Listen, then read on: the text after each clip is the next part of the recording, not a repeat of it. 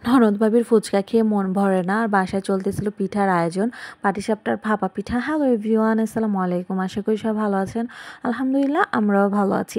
তো এই তো ননদ ভাবি চলে গিয়েছি ফুচকা খাওয়ার জন্য, আর আমি নারায়ণগঞ্জ আসার পরে থেকে কিছুদিন পর পরই চলে যাই ফুচকাটা খাওয়ার জন্য, কারণ এই ফুচকাটা আমার কাছে অনেক বেশি মজা লাগে। আলিফার কাছেও এখন বেশি পছন্দ হয়ে গেছে, আর বিশেষ করে ওদের এই টকটা লোভে লোভেই চলে যায় আমি আর আমার ননদিনী। তো ওরা হচ্ছে একটা মিষ্টি টকও দেয়, বাট আমরা যেই বলে দিই যে মিষ্টি টক খাবো না, পরে এই জন্য আমাদের 2টা গ্লাস হচ্ছে এই টকটা দেয়, আমরা একদম মন ভরে খেয়ে আসি। তারপরে হচ্ছে চটপটি ট্রাই করেছি, আর চটপটিটা মোটামুটি মজা ছিল। তারপর ওখান থেকে চলে গেলাম হচ্ছে মেলার দিকে, যেহেতু আমাদের এখানে মেলা হচ্ছিল। তো আলিফার জন্য কিছু জিনিস লাগবে, তো ওর জন্য কিছু জিনিস নিয়ে বাসায় চলে গেলাম, যেহেতু বাসায় হচ্ছে মা পিঠার আয়োজন করতেছে। তো বাসায় যাওয়ার পরেই তো মা চালের গুঁড়াটা নিয়ে নিছে, চালের গুঁড়ার সাথে নারিকেল, লবণ, গুঁড়ো দুধ মিক্স করছে, আর দেখতেছে যে আর কিছুটা গুঁড়া দুধ লাগবে। তো এখানে হচ্ছে মা হচ্ছে গুঁড়া দুধ অ্যাড করতেছে আরও বেশি করে। বেশি করে অ্যাড করলে মানে বেশি বেশি মজা লাগে পিঠাটা। ভাপা পিঠা কিন্তু অনেকেই হচ্ছে পানি দিয়ে করে, বাট আমার শাশুড়ি মাকে দেখছি যে মা গুঁড়ো দুধ দেয় বা লিকুইড দুধ দেয়। এখানে হচ্ছে আমি মিঠাইটা হচ্ছে জাল করে নিচ্ছিলাম একটু পানি দিয়ে। তো জাল করার পরে আমি মাকে গুঁড়োটা হচ্ছে চালের গুঁড়ার সাথে একটু একটু করে দিচ্ছিলাম, আর মা হচ্ছে গুড়ের সাথে চালের গুঁড়াটা মেখে নিচ্ছিল। আর এই পিঠাটা কার কার পছন্দ অবশ্যই জানাবেন। আর এই মিঠাইগুলো কিন্তু আলিফা বাবা গিফট পেয়েছে, মানে ওকে ওর এক ভাইয়া হচ্ছে মিঠাইগুলো পাঠিয়েছিল। তো এই মিঠাইটা দিয়ে হচ্ছে পিঠা বানাইতেছিলাম, যে মিঠাইটা এত বেশি গ্রান ছিল।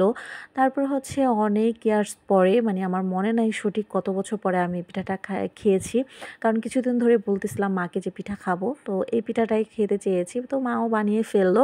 আর এদিকে হচ্ছে মা হচ্ছে একটু একটু করে চেলে নিচ্ছিল। অনেকে এই পিঠাটা কিন্তু চেলে নেয় না, বাট আমার শাশুড়ি মাকে দেখলাম যে মা হচ্ছে চেলে নিচ্ছে।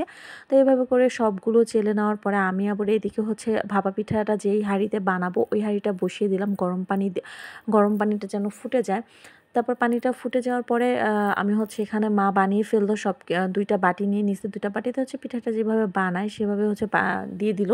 এটা আর ওই ভাপা পিঠার মতো না যে নারিকেল গুড় দিতে হবে আলাদাভাবে, তো অ্যাডজাস্ট করা সব কিছু এভাবেই জাস্ট হচ্ছে একটা ন্যাকড়া নিয়ে ন্যাকড়ার মাঝখানে দিয়ে তারপর হচ্ছে পানিতে দিয়ে দিব, মানে যেভাবে হচ্ছে ভাপা পিঠাটা আমরা বানাই ওইভাবেই সেম করতে হবে। আর খুব সাবধানে কিন্তু এটা নামাতে হবে, কারণ পানির যে ভাপের গরমটা সেটা কিন্তু হাতে লেগে যেতে পারে।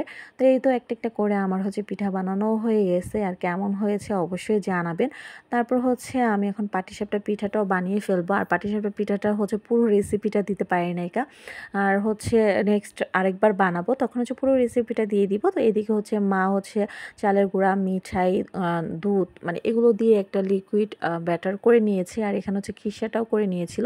তো সেদিনে খিসাটা একটু হার্ড হয়ে গেছে। আর এই তো আমি একটা একটা করে হচ্ছে পিঠাগুলো বানিয়ে ফেলতেছিলাম, আর এই পাটিসাপটা পিঠাটাও খেতে কিন্তু অনেক বেশি মজা হয়েছিল।